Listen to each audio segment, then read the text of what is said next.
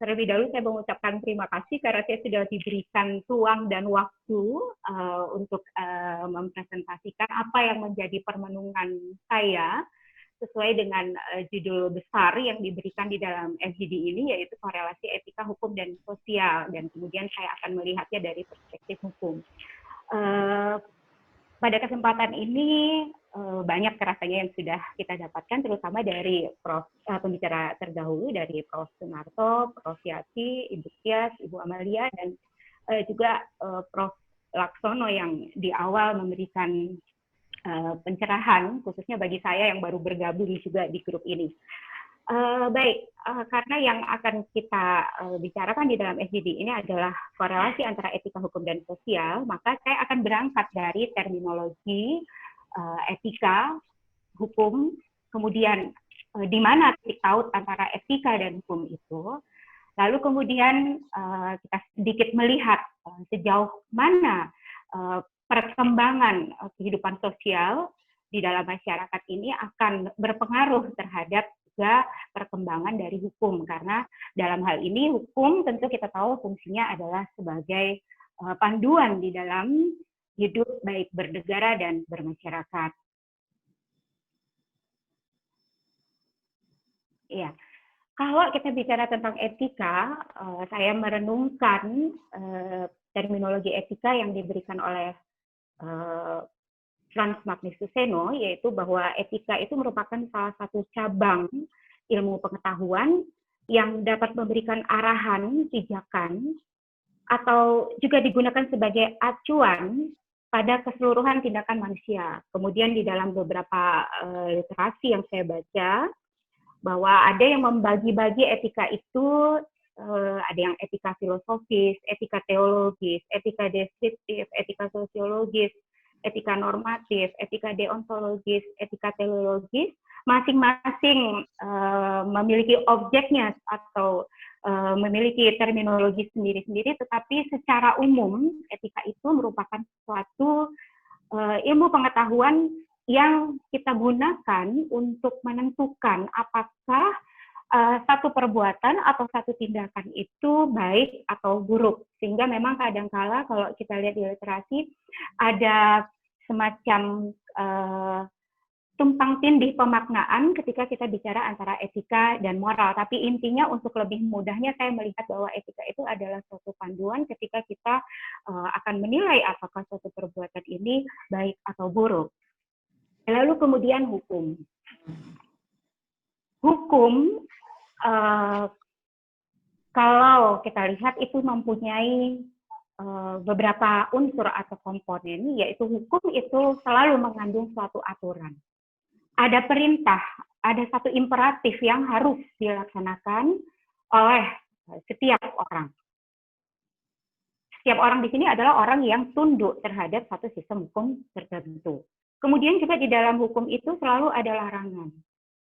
Larangan ini disertai dengan sanksi. Jadi kalau perintah atau larangannya itu dilanggar, tentu ada sanksi. Dan di dalam hukum modern selalu memiliki alat pemaksa. Nah, hukum itu juga dibagi menjadi dua, yaitu hukum yang berlaku saat ini atau ius constitutum, dan hukum yang akan datang atau ius constituendum. Nah, ini yang menjadi sebuah kesulitan ketika kita bicara soal ius constituendum. Kenapa? Karena ahli hukum itu juga tidak cenayang. Jadi kita tidak ada yang bisa meramal apa yang akan terjadi di masa depan. Tetapi masa depan itu adalah bisa diproyeksikan melalui pengalaman-pengalaman yang kita lalui pada saat sekarang.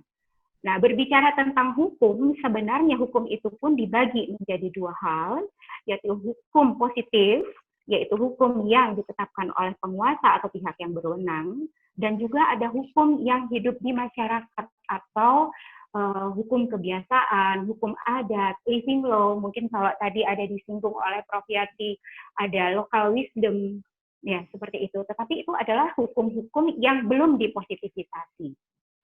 Nah, kadangkala masyarakat atau yang tidak melakukan studi hukum secara holistik itu sering menganggap bahwa hukum itu kok sepertinya dipandang a priori, ya, hukumnya selalu salah. Nah, Kenapa? Karena yang disoroti itu adalah lebih banyak pada persoalan pemaknaan hukum positif dan juga ada living law yang hidup, dan ini sering terjadi semacam konflik atau kesamaran atau multi interpretasi di dalam memaknai hukum itu sendiri. Nah, kemudian kalau antara etika dan hukum, di mana titik pautnya? Etika dan hukum ini memiliki suatu titik paut atau korelasi yang erat. Mengapa? Karena ketika tadi kita bicara bahwa ada hukum positif, sebenarnya hukum positif itu merupakan etika yang dipositivisasi melalui proposisi hukum. Proposisi hukum itu adalah suatu rangkaian konsep yang disusun dari norma-norma yang ada di dalam masyarakat, dari tata nilai yang terpelihara di masyarakat, dan penyusunannya dilakukan secara sistematis untuk membentuk suatu kalimat-kalimat hukum.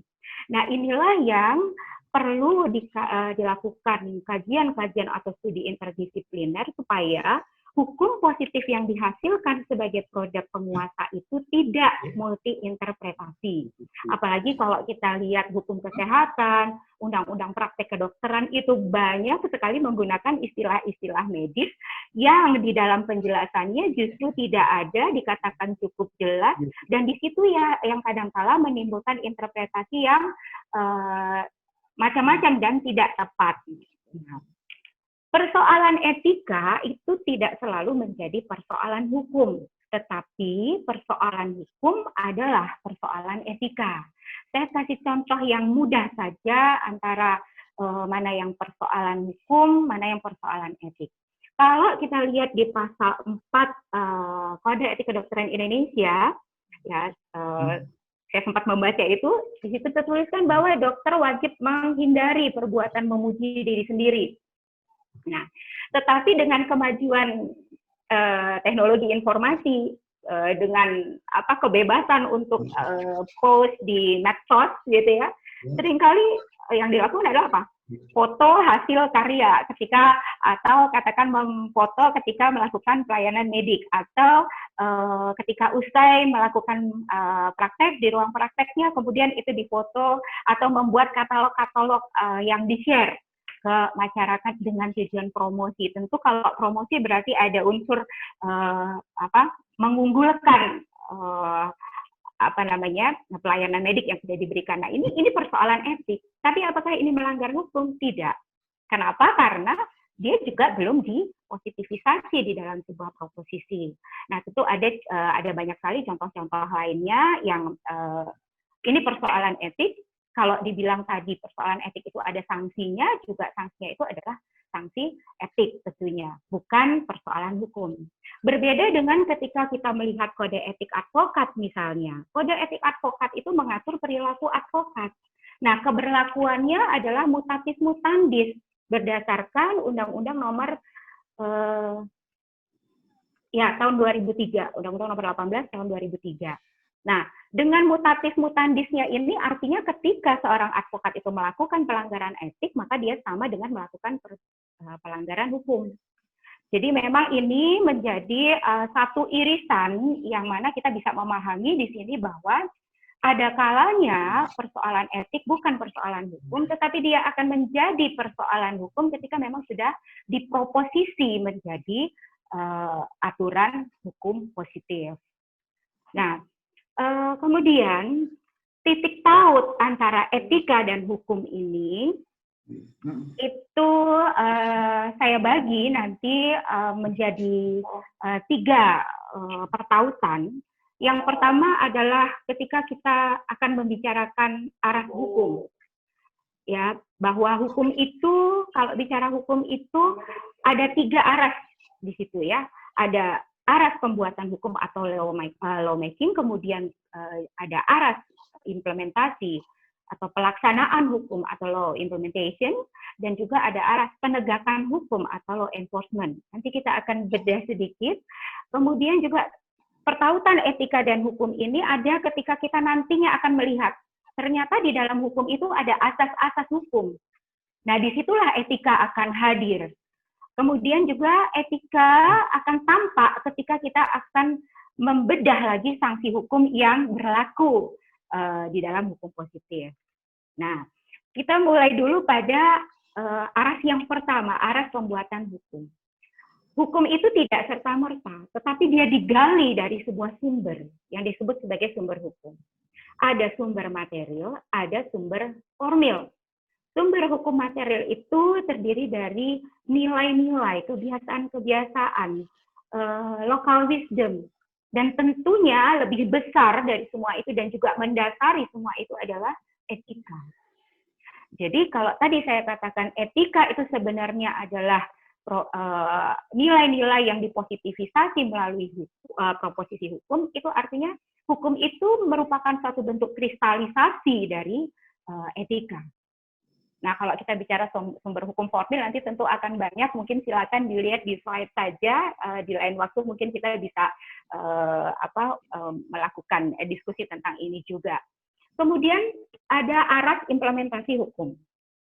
Nah, ini yang seringkali tidak disadari oleh masyarakat bahwa ketika produk hukum itu sebenarnya sudah bagus secara proposisi pun, tetapi pada taraf implementasi dan pada taraf law enforcement-nya itu akan kembali ke masyarakat. Betapa masyarakat pun sebagai subjek hukum baik secara individu maupun kolektif itu turut memelihara, turut menegakkan, bahkan turut memusnahkan hukum itu sendiri. Lalu apa kaitannya dengan etika? Nah, etika ini digunakan sebagai pemandu jika terjadi problematika di dalam penerapan hukum. Apa yang terjadi dalam penerapan hukum itu bisa jadi hukum mengalami kekosongan undang-undang. Atau bisa jadi hukum positif itu merupakan satu bentuk yang ternyata konflik norma-norma. Kemudian ada juga norma samar dan norma yang usang. Gitu ya. Kekosongan norma misalnya saja. Kalau kita bicara tentang surogasi. Surogasi itu tidak diatur di dalam undang-undang atau tidak diatur di dalam dalam hukum positif, hanya disebutkan saja di dalam PP 61 tahun 2014. Maka terjadi kekosongan undang-undang di sini. Maka tentunya kalau ada kekosongan undang-undang tentu harus dilakukan pembuatan proposisi yang syarat juga dengan nilai-nilai etika tadi. Kemudian juga kalau norma samar itu ya atau fake norm ini, misalnya kita lihat bahwa di dalam Undang-Undang Nomor 29 Tahun 2004 tentang praktek kedokteran, Pasal 49 Junto Pasal 74 itu dikatakan bahwa di dalam rangka pelaksanaan praktek kedokteran dapat diselenggarakan audit medis. Kemudian berikutnya dalam rangka pengawasan kegiatan praktek kedokteran dapat dilakukan audit medis. Jadi sebenarnya kata dapat itu juga samar. Tidak ada hal imperatif di situ. Boleh dilakukan atau boleh tidak. Oh, praktek kedokteran juga akan terus berjalan. Nah, itu antara lain seperti itu. Dan ini terjadi.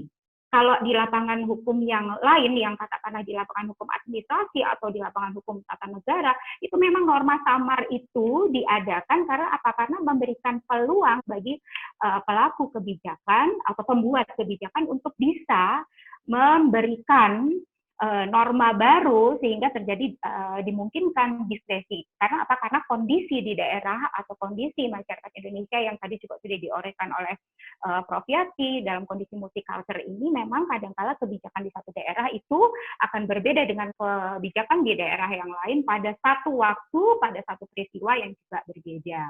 Nah, bagaimana dengan norma usang? Norma utang itu dapat terjadi karena apa? Karena tadi juga sudah dikemukakan Bu Tias kalau nggak salah ya, karena bagaimanapun kehidupan ini juga akan terus berjalan, maka ada norma-norma yang harus juga mengikuti perkembangan masyarakat itu.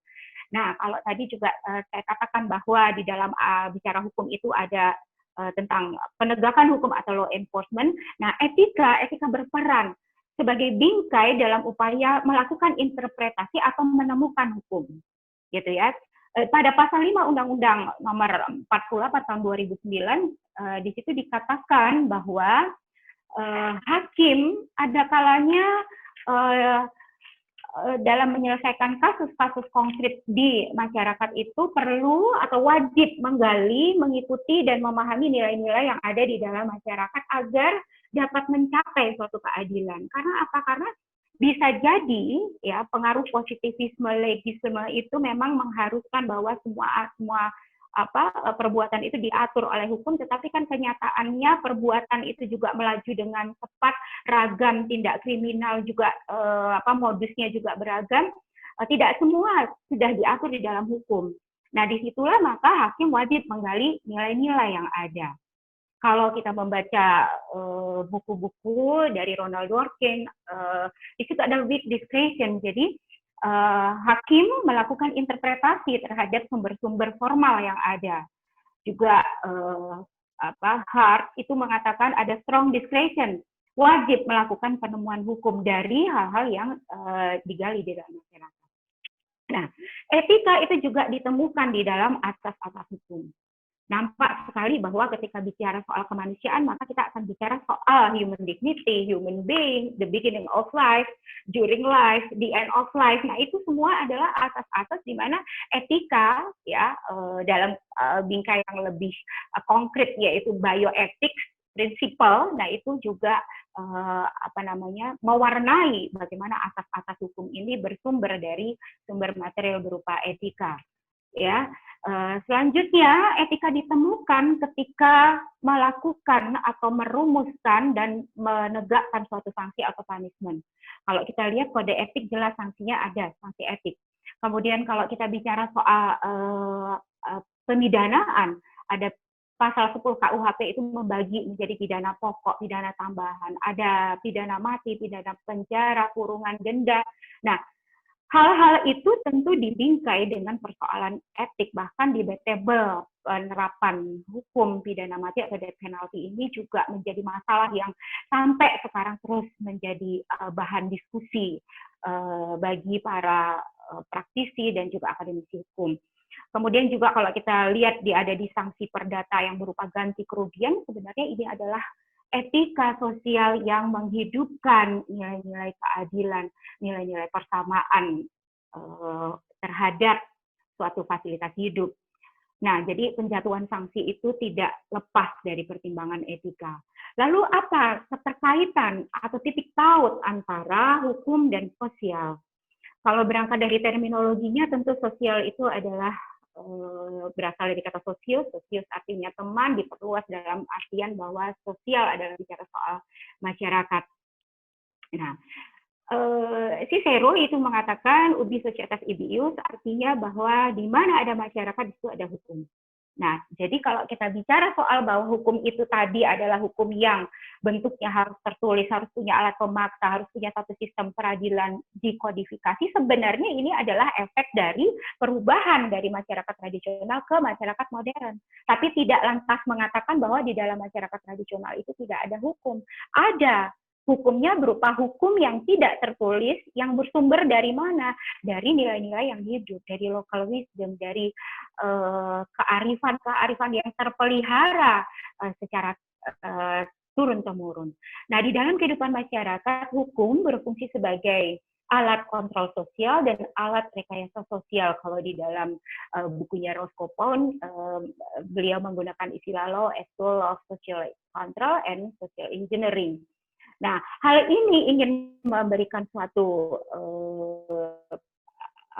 tinta emas untuk mengatakan bahwa hukum itu tumbuh, berkembang, usang, ya, atau kemudian berubah, ya, oleh masyarakat, digunakan untuk masyarakat, dan hukum yang progresif itu adalah hukum yang memanusiakan manusia.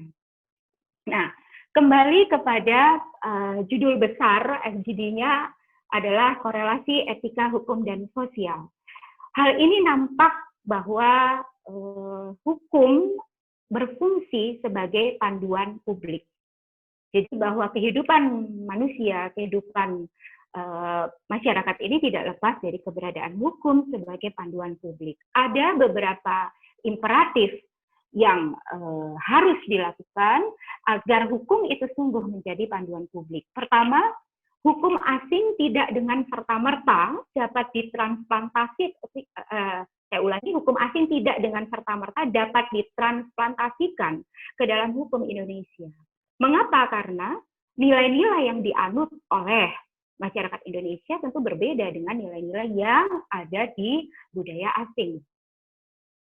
Kita punya ideologi hukum, punya res ide, yaitu Pancasila.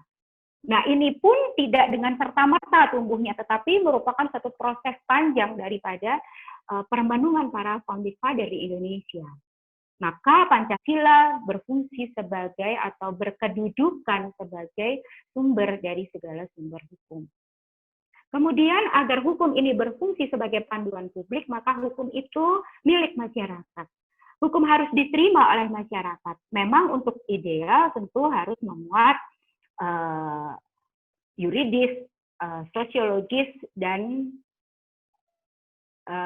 filosofis. Nah, etika itu bicara soal sisi filosofisnya. Yuridis, ada doktrin bahwa hukum itu harus sinkron secara vertikal dengan undang-undang di atasnya dan juga harus harmoni dengan undang-undang atau aturan yang sederajat. Itu aspek yuridis. Aspek sosialnya ya tentu, hukum itu harus bisa diterima oleh masyarakat, karena kalau tidak akan pernah terjadi kesesuaian pada tahap lawmaking dengan law enforcement-nya. Kemudian hukum tidak dimonopoli oleh segelintir orang. Nah, ini yang di dalam negara demokrasi itu seringkali orang mengatasnamakan rakyat. Tapi permenungan besarnya adalah rakyat yang mana?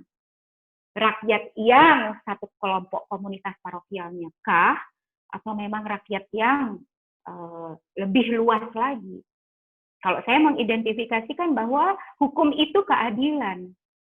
Nah, ketika hukum itu adalah keadilan, maka keberpihakan terhadap vulnerable person atau kaum rentan ini menjadi suatu perhatian. Kenapa? Karena itu tadi, untuk menciptakan hukum yang sungguh dimiliki oleh masyarakat, bukan hanya di monopoli, bukan hanya dibuat untuk kepentingan segelintir komunitas. Kemudian, karena sekali lagi ketika hukum itu akan berjalan, tentu harus ada etika yang menjadi sumber material dari hukum itu sendiri, maka pengkhianatan terhadap kewajiban hukum atau imperatif yang diatur di dalam hukum positif itu harusnya dianggap sebagai perbuatan tercela yang mencederai masyarakat. Nah, ini 4 imperatif yang harus ada ketika kita akan memang melaksanakan atau memfungsikan hukum sebagai panduan publik. Baik, sebagai closing statement, saya merenungkan bahwa hukum itu adalah the art of value, adalah suatu seni untuk mempertahankan nilai-nilai dalam tataran praktis, bukan semata-mata teori atau doktrin, melainkan suatu praksis yang juga harus terus diperjuangkan. Demikian paparan dari saya. Sekian, terima kasih, dan untuk nanti mungkin kalau ada waktu kita bisa melanjutkan di dalam tanya jawab yang kiranya bisa sama-sama memberikan masukan dan pencerahan untuk studi-studi ke depannya terkait dengan etik, sosial, dan